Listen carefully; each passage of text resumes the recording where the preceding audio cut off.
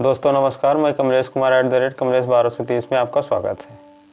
दोस्तों, जिस तरह से दिल्ली के मुख्यमंत्री अरविंद केजरीवाल को लेकर के दिल्ली हाई कोर्ट में सुनवाई चल रही है कि मामला है कि इनको पद से हटा देना चाहिए या नहीं, ये याचिका दायर की गई थी भारतीय जनता पार्टी की तरफ से, लेकिन इस पर सुनवाई चल रही है और हाई कोर्ट ने इस पर जो है स्पष्ट रूप से इस याचिका को खारिज कर दिया है। हाई कोर्ट के एक्टिंग चीफ जस्टिस मनमोहन और जस्टिस मनप्रीत सिंह अरोड़ा की खंडपीठ ने पिटीशन खारिज करते हुए कहा कि याचिकाकर्ता ऐसा किसी कानून प्रावधान को सामने रखने में नाकाम रहे जो किसी गिरफ्तार मुख्यमंत्री को पद पर बने रखने पर रोक लगाता हो। बेंच ने कहा, दिखाइए कि कहाँ पर रोक है, कोई कानून प्रतिबंध दिखाइए जिसके लिए आप वकालत कर रहे हैं। दिल्ली हाई कोर्ट में दायर की गई याचिका कानूनी हलकों में उठ रहे उस सवाल को रेखांकित करती है कि क्या कोई पदासीन मुख्यमंत्री गिरफ्तार होने के बाद भी सरकार का कामकाज संभाल सकता है या नहीं। हालांकि दिल्ली के उपराज्यपाल वीके सक्सेना ने कहा साफ किया है कि अरविंद केजरीवाल को ऐसा करने की इजाज़त हम नहीं दे पाएंगे या नहीं देते हैं। इस सवाल की वजह भी है दिल्ली के कथित शराब नीति घोटाले में प्रवर्तन निदेशालय ने अरविंद केजरीवाल को गिरफ्तार किया है। ईडी की हिरासत के दौरान ही दिल्ली के मुख्यमंत्री अरविंद केजरीवाल ने 2 आधिकारिक निर्देश भी जारी किए गए हैं। अरविंद केजरीवाल को ईडी ने 21 मार्च को गिरफ्तार किया है और 28 मार्च तक उनकी ईडी हिरासत थी, परंतु गुरुवार को सुनवाई के दौरान ये हिरासत 1 अप्रैल तक बढ़ा दी गई है। अरविंद केजरीवाल की गिरफ्तारी के बाद दिल्ली में सरकार में मंत्री आतिशी ने कहा कि वो दिल्ली के मुख्यमंत्री बने रहेंगे। वहीं पंजाब के मुख्यमंत्री भगवंत मान ने भी 24 मार्च को कहा था कि अगर केजरीवाल को जेल भेजा गया तो अदालत से जेल में कार्यालय बनाने की अनुमति मांगेंगे ताकि वह जेल से सरकार चला सके। हालांकि भारतीय जनता पार्टी लगातार मांग कर रही है कि आरोपों के कारण अरविंद केजरीवाल को मुख्यमंत्री पद से इस्तीफा दे देना चाहिए। दिल्ली आबकारी नीति के कथित भ्रष्टाचार और नेता के मामले में आम आदमी पार्टी के राष्ट्रीय संयोजक और दिल्ली के मुख्यमंत्री अरविंद केजरीवाल पर इस नीति में कुछ आड़ शराब व्यापारी को लाभ पहुंचाने का आरोप है और ईडी चार्जशीट के मुताबिक वो इस घोटाले के मुख्य साजिश करता है। अब इस बात में इस मुद्दे पर थोड़ा सा हम कानूनी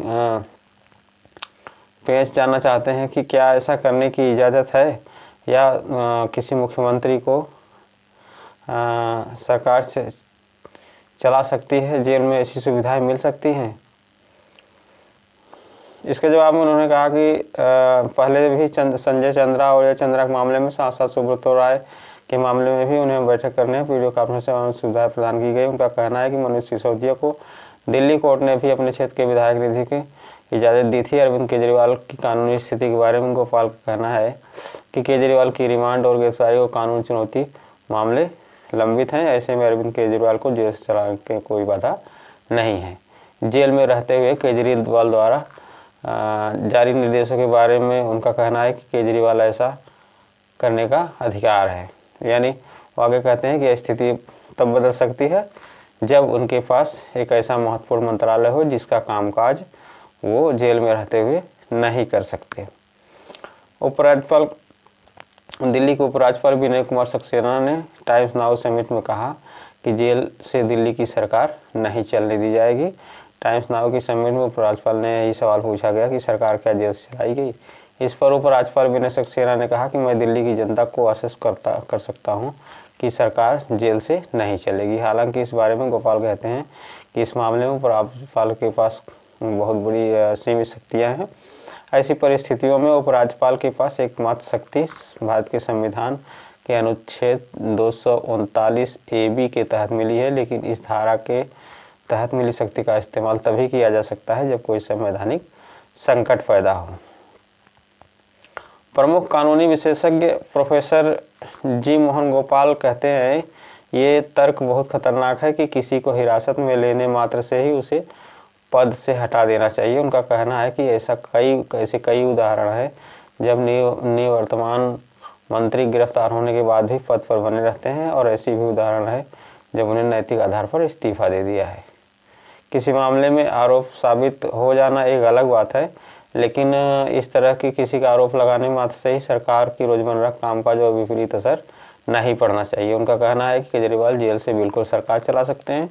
हालांकि इन सब संबंध में कुछ शर्तें लगाई जा सकती हैं ताकि कोर्ट में चल रहे केस को कोई नुकसान ना हो सके।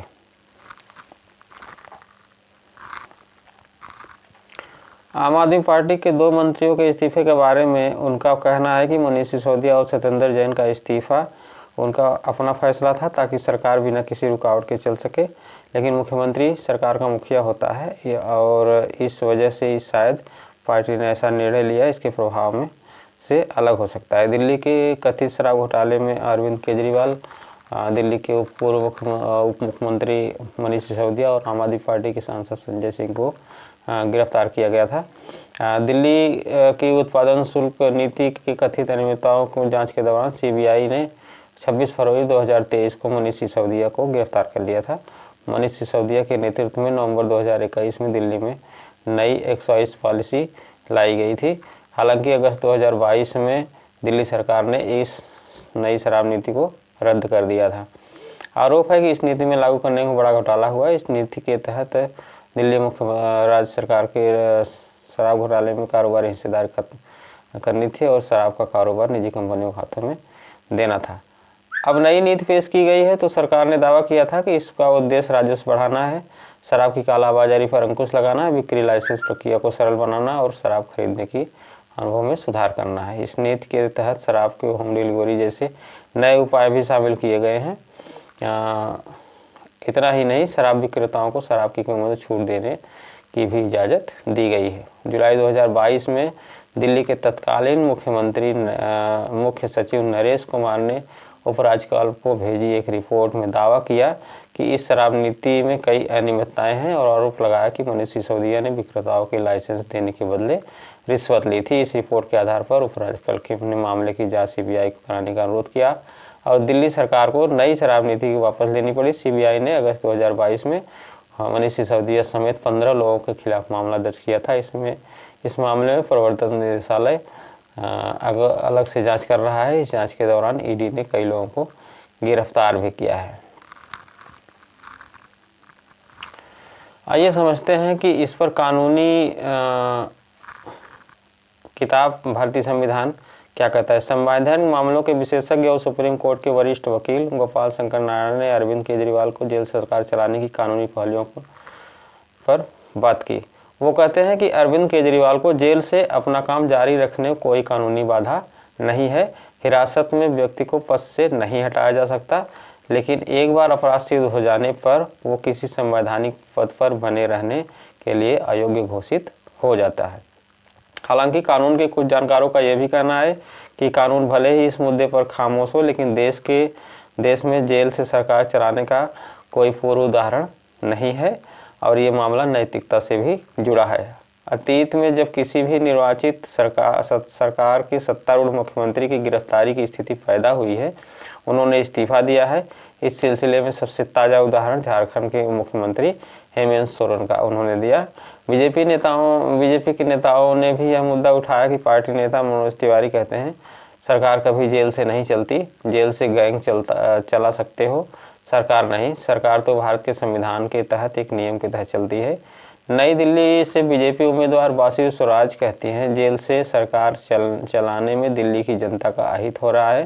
केजरीवाल जी तो देश के सभी नेताओं को नसीहत देते थे, आपकी आत्मा क्या सो रही है, आपको नैतिकता पर इस्तीफा दे देना चाहिए।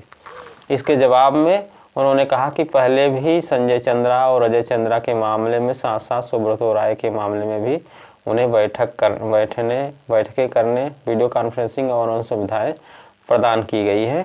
उनका कहना है कि मनीष सिसोदिया को दिल्ली कोर्ट ने भी अपने कार्यक्षेत्र में विधायक निधि को जारी रखने की इजाज़त दी थी। अरविंद केजरीवाल को कानूनी स्थिति के बारे में गोपाल का कहना है केजरीवाल की रिमांड और गिरफ्तारी को कानून चुनौती के मामले लंबित हैं। ऐसे में अरविंद केजरीवाल को जेल से सरकार चलाने में कोई कानूनी बाधा नहीं है। जेल में रहते हुए केजरीवाल द्वारा जारी निर्देशों के बारे में उनका कहना है केजरीवाल को ऐसा करने का अधिकार है। वो आगे कहते हैं यह स्थिति तब बदल सकती है जब उनके पास एक ऐसा महत्वपूर्ण मंत्रालय हो जिसका कामकाज जेल में रहते हुए नहीं कर सकते। तो यानी कुल मिलाजुलाकर दिल्ली के मुख्यमंत्री अरविंद केजरीवाल के ऊपर जेल में रहते हुए सरकार चलाने को लेकर कोई कानूनी बाधा नहीं है। देखते रहिए मेरे यूट्यूब चैनल कमलेश कुमार 1230 को लाइक और सब्सक्राइब जरूर करिए। धन्यवाद।